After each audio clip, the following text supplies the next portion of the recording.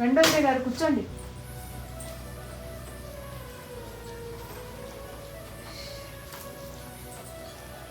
భోజనం అయిందా? ఏం కూర? అయ్యో ఈరోజు నేను ఉపవాసం అండి.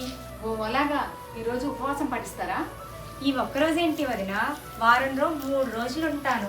మంగళవారం ఆంజనేయ స్వామికి, శుక్రవారం లక్ష్మీదేవికి, శనివారం వెంకటేశ్వర స్వామికి. నాకు చిన్నప్పటి నుంచి మహాభక్తి సుమండి. మా పుట్టింట్లో అందరికీ మహాభక్తి జాస్తి. వాళ్ళ నుండే నాకు ఆ సుగుణం అలవడింది. ఓహో అలాగా.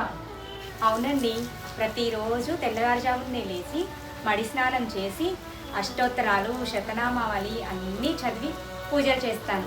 ముఖ్యంగా ఆ 3 రోజులు ఉపవాసాలు ఉంటాను చూడండి. 3 రోజులు 3 గుళ్ళు సందర్శిస్తాను. అక్కడ భజనల్లో పాల్గొంటాను.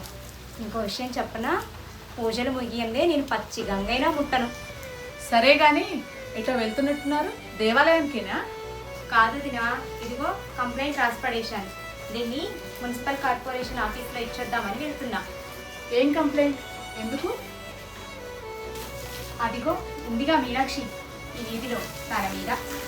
అయ్యో, తన మీద? ఆవిడేం చేసింది? మీకు తెలుసు కదా ఆవిడ జంతు సేవ. వీధి కుక్కల్ని చేరతీస్తుంది, వాటికి అన్నం పెడుతుంది, వాటి పిల్లలకి బిస్కెట్లు వేస్తుంది. ఇంకా? ఇంకేం లేదు, అంతే. ఇంతేనా? ఇంతేనా అంటావేంటి? వీధి కుక్కలకి అన్నం గిన్నం పెడితే అవి ఎవరినన్నా కరిస్తే? ఖర్చయ్యా? కరిచేదాకా చూడడం ఎందుకు? ముందు జాగ్రత్త ఉండొద్దా? సరే, ఏమని రాశారు ఫిర్యాదు? వీధి కుక్కల్ని పట్టి చంపేయమని. పిచ్చి కుక్కల్ని ఉపేక్షించకూడదు, కరెక్టే. కానీ అన్నిటినీ పిచ్చి కుక్కలు అనుకుంటే ఎలా? జీవించే హక్కు మూగజీవాలకు ఉంది కదా. పిచ్చి కుక్క నెపంతో వాటి బతుకును కాలరాయడం సబబేనా? ఏదో ఒక కుక్క ఎవరినో ఎప్పుడో ఎక్కడో కరిచిందని, లేదా ఈ వీధిలో వారిని కరుస్తుందని ఆ కుక్కల జాతిని అంతం చేయమనడం న్యాయమేనా? పుణ్యం కోసం దేవాలయాల చుట్టూ తిరిగే మీరు ఇది పాపం అనుకోరా? పుణ్యం దైవ సేవతోనే రాదండి.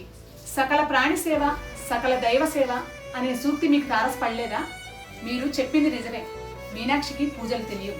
కానీ నోర్లేని జీవాలకి సేవ చేసినందుకు ఆమెకు పుణ్యం తప్పక వస్తుంది.